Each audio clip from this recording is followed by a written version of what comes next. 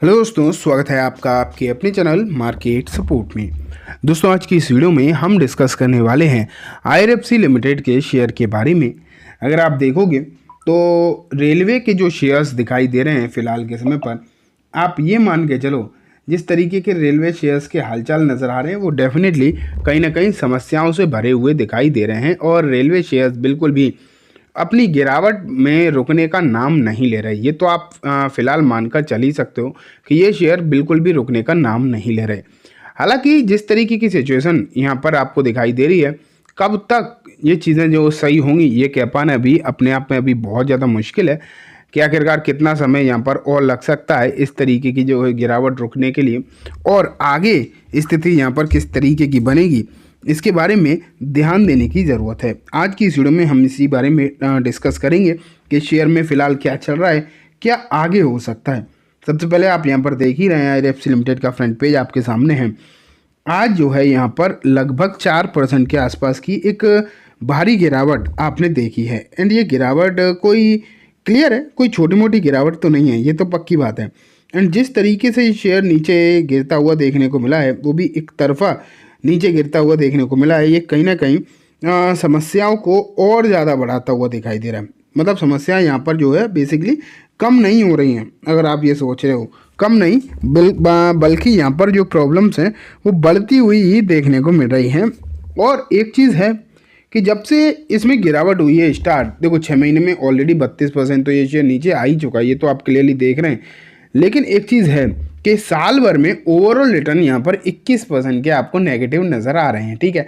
लेकिन जो इसका हाईएस्ट प्राइस रहा है वहाँ से ये शेयर 47% डाउन, लगभग आप कह सकते हो कि आधा हो गया ये शेयर। कितना आधा हो चुका है जहाँ इसने अपना टॉप बनाया है। एंड अगर ये शेयर आधा हो ही गया है तो आखिरकार इसके पीछे अगर आप बेसिक रीज़न जानने की कोशिश करो तो क्यों हो गया, क्यों इस तरीके की गिरावट हो रही है। क्या सिर्फ इसलिए कि मार्केट में गिरावट है? क्योंकि अगर आप आज के समय पर देखोगे तो मार्केट में मोस्ट ऑफ द शेयर्स में गिरावट है ही। एंड उनमें भी ज़्यादातर शेयर्स ऐसे हैं जो 50% या उसके आसपास नीचे हैं। 40 से 50% के बीच में गिरने वाले शेयर्स की तो लाइन लगी हुई है, आप ये मान के चलो, ठीक है। तो ये स्थिति तो है फिलहाल के समय पर। लेकिन क्या सिर्फ यही वजह है रेलवे शेयर्स में गिरावट की, या फिर कोई और वजह है? और अगर कोई मतलब यही वजह है या फिर जो भी वजह हो, तो क्या ये शेयर अभी और आपको इसी तरीके की गिरावट दिखाने के लिए तैयार हैं, या फिर यहाँ से कुछ सुधार होने की उम्मीद है भी? तो देखो, एक चीज़ मैं आपको बताऊं कि चाहे वो आज के समय पर आप कोई भी रेलवे शेयर्स ले लो, ठीक है, एक बात तो सबके लिए निकल कर आती है कि वैल्यूएशन डिस्कम्फर्ट था। जहाँ से ये शेयर जहाँ तक पहुँच गए थे, बेसिकली आप ये मान के चलो उन पोजीशंस पर कहीं ना कहीं वैल्यूएशन डिस्कम्फर्ट तो था ही इस शेयर में। इसमें क्या, जितने भी रेलवे के शेयर हैं सभी में ये सिचुएशन जो है आपने देखी थी। लेकिन वैल्यूएशन डिस्कम्फर्ट यहाँ पर था और पूरे के पूरे मार्केट में भी आपने देखा मोस्ट ऑफ द शेयर्स में।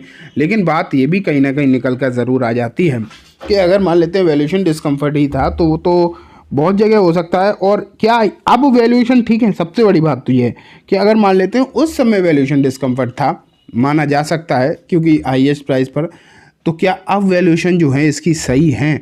और अगर अभी भी सही नहीं है तो सिचुएशन कहाँ तक रुकेगी, मतलब कहाँ सही होगी, ये भी तो देखने वाली बात है। कि अब मान लेते हैं अगर सिर्फ और सिर्फ वैल्यूएशन की वजह से ही शेयर गिर रहा है तो कोई तो ऐसी जगह होगी जहाँ पर हम कह सकते हैं कि इसकी वैल्यूएशन अब सही है।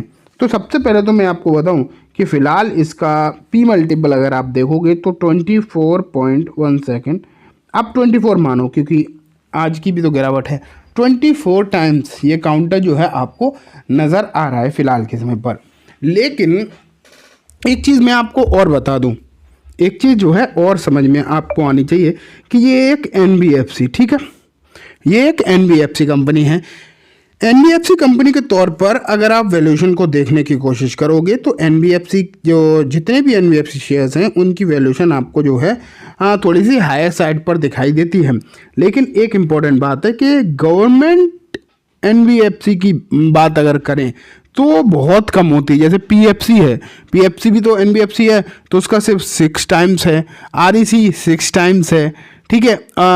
और जैसे कि इरेडा का थोड़ा महंगा है, लेकिन बाकी और इरेडा भी तो ओवर वैल्यूड ही मानी जा रही है ना फिलहाल के समय पर, तो उसका भी महंगा है। लेकिन अगर आप बाकी की जितनी भी एनबीएफसी है, सरकारी एनबीएफसी स्पेशली, तो वो सभी बहुत ही ज़्यादा सस्ते वैल्यूएशन पर ट्रेड कर रहे हैं। लेकिन एक चीज़ आप मान के चलो कि उनके अभी भी हम जो है उनसे कंपेयर नहीं कर सकते, क्योंकि अगर हम वहाँ पर कंपेयर करने के लिए गए तो उनका तो सिर्फ 6 टाइम्स है। तो ये शेयर को तो आप ये मान के चलिए यहाँ से आधे से भी आधा होना पड़ेगा, 1/4 होना पड़ेगा, जो कि इसकी फिलहाल की प्राइस से बहुत नीचे आएगा, 30-35 रुपये। तो वो तो कैंसिल है, वो तो हो ही नहीं सकता, ये मान के चलो। तो अब मेरे हिसाब से अब वैल्यूएशन जो है आपको फिलहाल के समय पर जो समझनी चाहिए वो ओके समझनी चाहिए। ये मानो आप वैल्यूएशन जो है ओके है, अब वैल्यूएशन में कोई दिक्कत नहीं है। और अब जो गिरावट का जो असली रीज़न है वो सिर्फ और सिर्फ मार्केट ही है। मतलब मार्केट जिस दिन सही होगा उस दिन आपको रेलवे के जो शेयर्स हैं वो सही होते हुए दिखाई देंगे। और ये बात सिर्फ मैं नहीं कह रहा हूँ, अगर आप इंस्टीट्यूट को भी समझने की कोशिश करोगे, इंस्टीट्यूशंस की होल्डिंग को वेरीफाई करने की कोशिश करोगे, तो आपको ये बात समझ में आ जाएगी कि आखिरकार इसकी मतलब वो लोग इसमें क्या सोचते हैं। मैं आपको दिखा भी देता हूँ, ये देखो मैं डेटा आपके सामने रख रहा हूँ। अब जनवरी 2025 का डेटा भी मैंने आपके सामने लगा दिया है। एंड अगर आप यहाँ पर देखोगे इंस्टीट्यूशंस की होल्डिंग्स को देखने की कोशिश करोगे किस तरीके से चेंजेस हो रहे हैं, तो most of the fund scheme या फिर मैं बोलूँ तो उनमें आपको खरीदारी ही दिखाई देगी, जिसमें कि सबसे ऊपर तो आईसीआईसीआई प्रू दिखाई दे ही रहा है। वहीं अगर हम देखें तो निप्पॉन भी दिखाई दे रहा है, फिर यूटीआई दिखाई दे रहा है। ये तीन आप अगर देखें शुरुआत में तो आपको खरीदारी वाले दिखाई दे रहे हैं। एचडीएफसी का बैलेंस एडवांटेज फंड ज़रूर यहाँ पर 51% की बिकवाली करता हुआ दिखाई दे रहा है। लेकिन फिर अगर हम उसके बाद नीचे आते जाएं और आप अगर देखते जाओगे तो मोस्ट ऑफ द स्कीम्स में आपको खरीदारी बढ़ती हुई दिखाई देगी, जिसमें एसबीआई, यूटीआई, एचडीएफसी की भी कुछ स्कीम्स हैं, फिर एसबीआई, फिर ICICI, Mirae asset, DSP, Kotak Nifty, Navi, Bandhan, Tata, Mirae, Kotak, Axis, Motilal, HDFC, Axis, Motilal, Aditya Birla, ICICI Pru, LIC. मतलब आप ये मान के चलिए लाइन से जितने भी आपको देख पा रहे हैं मोस्ट ऑफ द स्कीम्स में आपको यहाँ पर हिस्सेदारी बढ़ती हुई देखने को मिली है। तो इस बात का ये तो संकेत सीधा है कि इंस्टीट्यूशंस को अब यहाँ पर वैल्यूएशन कंफर्टेबल लग रही है, डिस्कम्फर्ट नहीं लग रहा वैल्यूएशन में। ठीक है, तो ये बात तो आप फिलहाल के लिए मानकर चल ही सकते हैं।